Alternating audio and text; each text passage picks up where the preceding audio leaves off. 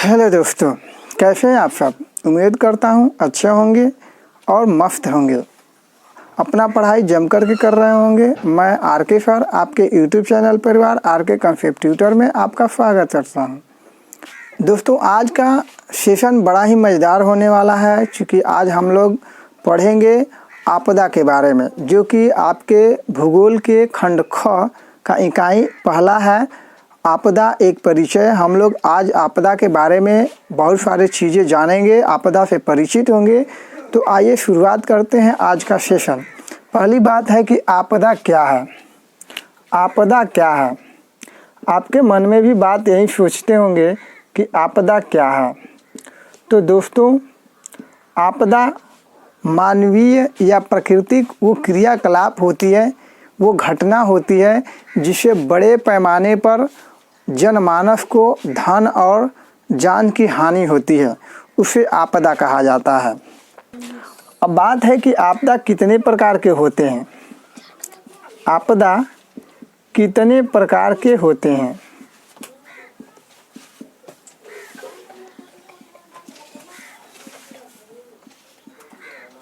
तो आपदा दो प्रकार के होते हैं। आपदा दो प्रकार के होते हैं। एक मानव निर्मित या मानवीय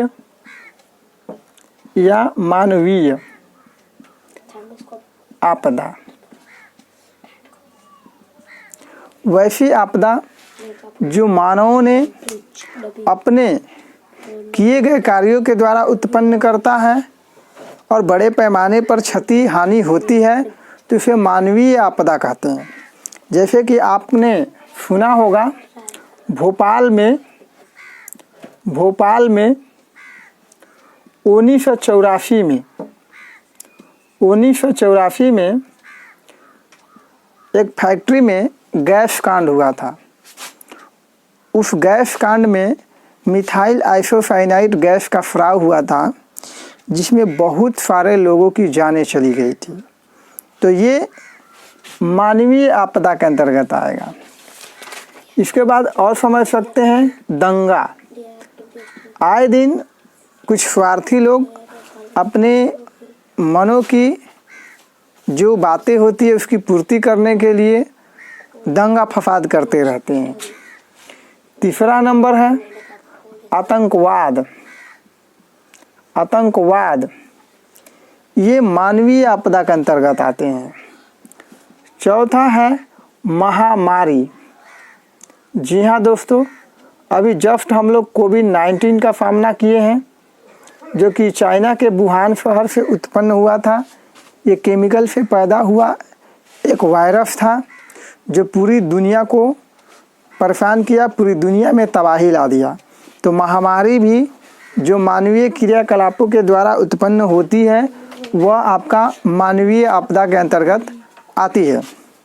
अब बात करते हैं दूसरा, प्राकृतिक आपदा। प्राकृतिक आपदा। प्राकृतिक आपदा जो है आपको 10th क्लास में पढ़ने हैं। जैसा कि आप देख सकते हैं लिखा हुआ भी है, प्राकृतिक आपदा एक परिचय। मानव आपदा के बारे में आप 9th क्लास में पढ़ चुके होंगे, फिर भी मैंने आपको थोड़ा सा उसके बारे में समझा दिया। आज हम लोग का जो मेन फोकस है प्राकृतिक आपदा पर है। प्राकृतिक आपदा किसे कहते हैं? तो वैसी घटना जो मानव के बस की बात नहीं है, मानव उसे नहीं ला सकते हैं, उसे प्रकृति ने उत्पन्न किया है, जिसकी वजह से बड़े पैमाने पर जनमानस की हानि हुई है, तो उसे प्राकृतिक आपदा के नाम से जाना जाता है। अब प्राकृतिक आपदा में क्या क्या आते हैं? प्राकृतिक आपदा में आपका आता है जैसे कि आपका मुख्य रूप से बाढ़ है, सूखा है, भूकंप है, सुनामी है। ये मुख्य प्राकृतिक आपदा होते हैं। इसके अलावा भी कई तरह के आपदा होते हैं, जैसे कि चक्रवात है, भूस्खलन है, ओलावृष्टि है,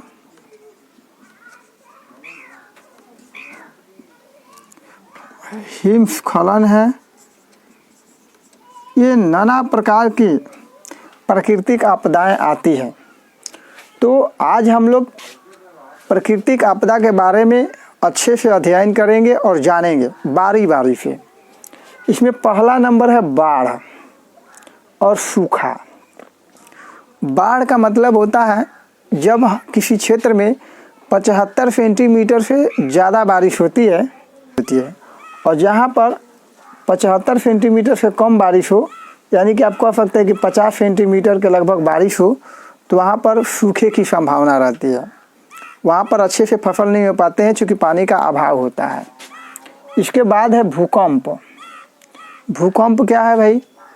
तो हमारी जो पृथ्वी है कई अलग अलग प्लेटों से मिलकर के बनी हुई है, कई अलग अलग प्लेटों से मिलकर के बनी हुई है और ये प्लेट घिसकते रहते हैं, चलते रहते हैं। जब ये प्लेट घिसकते घिसकते एक दूसरे से टकराते हैं तो धरती के नीचे कंपन पैदा होता है जिसे भूकंप कहा जाता है। भूकंप को एक पैमाना है जिसे नापा जाता है, उस पैमाने का नाम है रिक्टर स्केल। उस पैमाने का नाम है रिक्टर स्केल जिस पर भूकंप को मापा जाता है।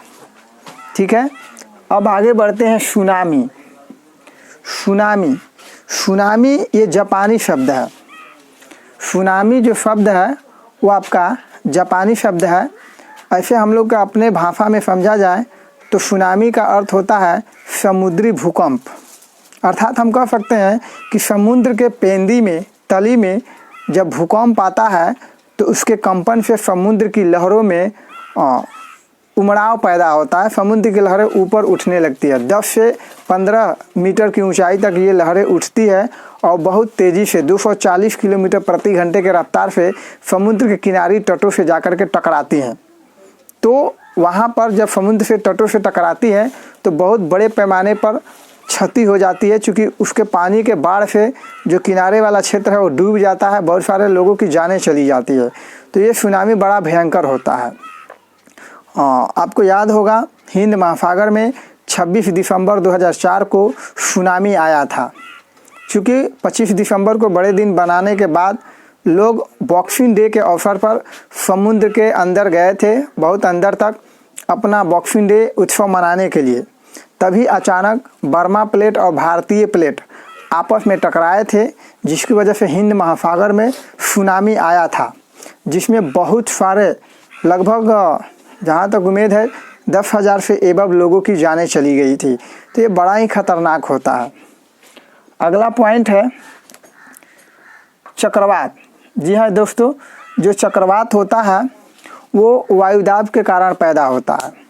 कभी कभी सूर्य की गर्मी से कहीं की धरती स्थल भाग गर्म हो जाता है तो वहाँ की गर्म हवा ऊपर की ओर उठती है और उसके अगल बगल की जो हवाएं हैं उसे भरने के लिए दौड़ पड़ती है, तो वहाँ पर ये चक्रवात पैदा। भूस्खलन, भूस्खलन जो होता है पहाड़ी क्षेत्रों में होता है। भूस्खलन क्या होता है? पहाड़ी क्षेत्रों में होता है। जैसे कि मान लीजिए कोई पहाड़ है ऐसे, और यहाँ पर अगर पानी भर जाए, यहाँ पर अगर पानी भर जाए तो ये कमज़ोर इलाका जो है वो क्या होता है, ये टूट करके नीचे की ओर गिर जाएगा। अगर उस नीचे की ओर कोई आपका बस्ती बसी हुई है पहाड़ी इलाकों में या सड़क है तो वो जाम हो जाता है और बहुत सारे लोग अगर दब जाएं तो उसके जान भी चली जाती है। तो ये भी खतरनाक होता है। चक्रवात अगर भयंकर होता है तो ये बहुत सारे पेड़ पौधों को भी उठा ले जाता है, ये भी बड़ा खतरनाक होता है। ओलावृष्टि, ये आपका भी उस पहाड़ी क्षेत्र में होता है जहाँ ठंडा ज़्यादा होती है, वहाँ पर ओलावृष्टि होता है। और हिमस्खलन का मतलब भी होता है जैसे पहाड़ी क्षेत्र में जो जमा हुआ पहाड़ों पर बर्फ़ है अचानक वो घिसक करके नीचे समतल मैदानों में आ जाते हैं जहाँ बहुत सारे लोग बसे हुए हैं, तो ये भी खतरनाक होता है। इसके अलावा एक ज्वालामुखी भी होता है। ज्वालामुखी, ज्वालामुखी भी एक प्राकृतिक आपदा ही है। जब ज्वालामुखी फटती है तो इसे निकलने वाले लावा बहुत दूर तक फैल जाते हैं और उसमें अगल बगल के जो क्षेत्र होता है बहुत सारी इसमें से हानिकारक गैसों निकलने की वजह से भी बहुत सारे लोगों की जानें चली जाती है।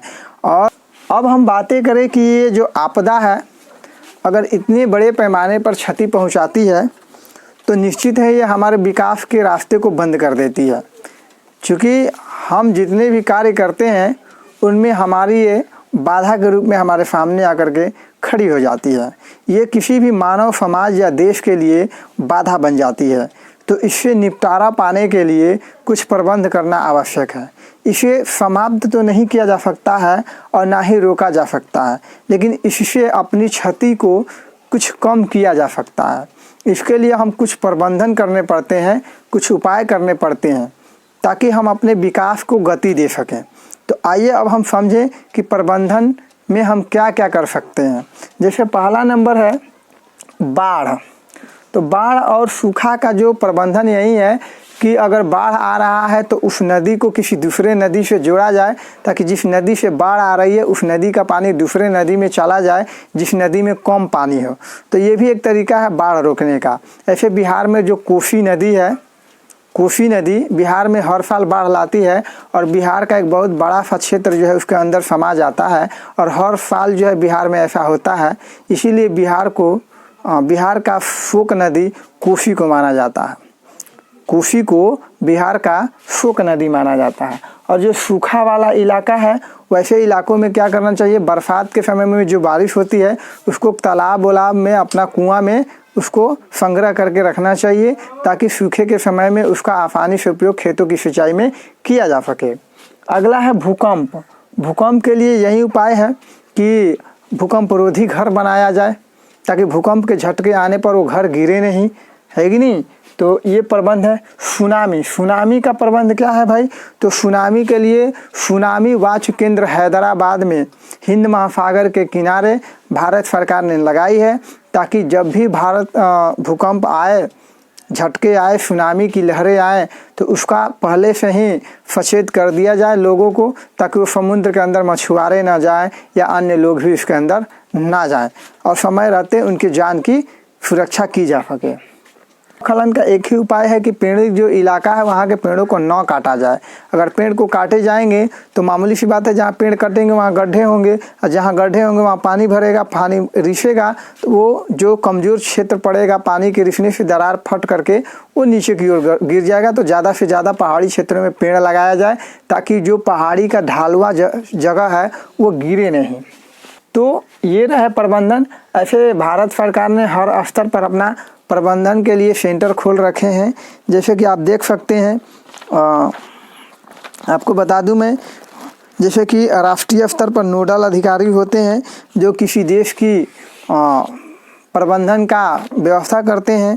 राज्य स्तर पर आपदा प्रबंधन विभाग है, जिला स्तर पर आपका जिला मजिस्ट्रेट है, प्रखंड स्तर पर पंचायत समिति है और गांव स्तर पर ग्रामीण आपदा अधिनियम है।